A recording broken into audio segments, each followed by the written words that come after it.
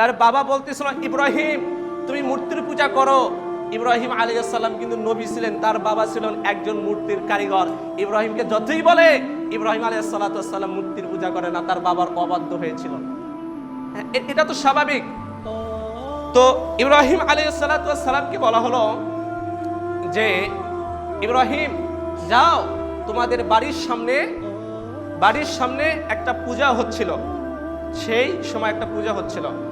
তো ইব্রাহিম আলাইহিস সালামের বন্ধু বান্ধব যারা ছিল, যে বললো যে চলো ইব্রাহিম যাই, আমরা যাই, পূজা হচ্ছে, আমরা আনন্দ ফুর্তি করব, মজা করব, চলো যাই। তো হযরত ইব্রাহিম আলাইহিস সালাম একটা মিথ্যা কথা বললেন, না আমি অসুস্থ, আমি যাব না।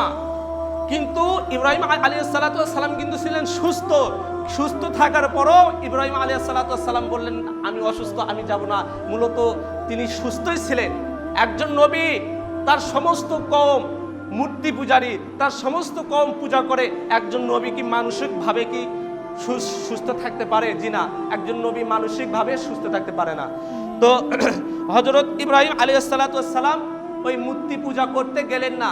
তো ইব্রাহিম আলাইহিস সালামের আব্বা বললেন যে তুমি এই মূর্তির ঘরে থাকো, পাহারা দাও, যাতে করে কেউ যেন মূর্তিগুলো যেন ভাঙে।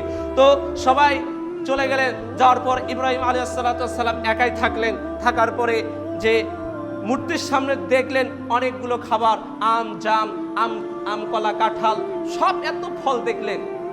তো ইব্রাহিম আলাইহিস সালাম একটা করে নিচ্ছেন, মুখে দিচ্ছেন, খা।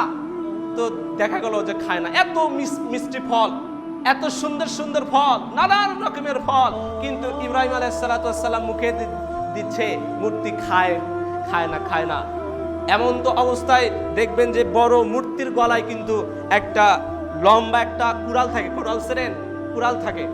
তো এক পর্যায়ে ইব্রাহিম আলাইহিস সালাম ওই কুড়াল নিয়ে সমস্ত মূর্তিগুলাকে ভেঙে ফেলে দিলেন, ভেঙে টুকরা করলেন। করার পরে ইব্রাহিম আলাইহিস সালাম মনে করলেন যে এই বড় মূর্তির গলায় আবার ওই কুড়ালটা ঝুলিয়ে দিলেন।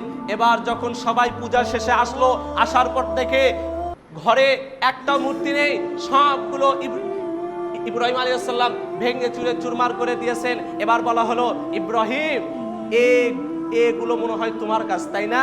বলো যে না আব্বা, আমি এগুলো ভাঙিনি, এই যে দেখো বড় মূর্তি, এই মূর্তি সবগুলো ভেঙে ফেলেছে। এবার ইব্রাহিম আলাইহিস সালামকে বলা হলো, এই মূর্তি কি ভাঙতে পারে? ভাঙতে তো পারে না, তুমি ভেঙেছো।